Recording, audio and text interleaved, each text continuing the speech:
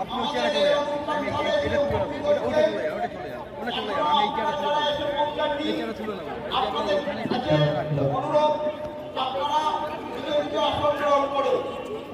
আপনারা যারা রাস্তায় দাঁড়িয়ে আছেন, আপনাদের কাছে অনুরোধ আপনারা নিজ নিজ আসন গ্রহণ করে অনুষ্ঠানটি সফলতান্বিত করতে আমাদের সাহায্য করুন। বন্ধুগণ, আমাদের পরিবারের নবীন কুমার, আমাদের সকলের প্রিয় বিধায়ক মাননীয় মন্ত্রী অরূপ বিশ্বাস মহাশয় আর কিছুক্ষণের মধ্যে আমাদের এই পাশাপাশি আধিকারিক মন্দির ঘাটে এসে উপস্থিত হচ্ছে। আপনারা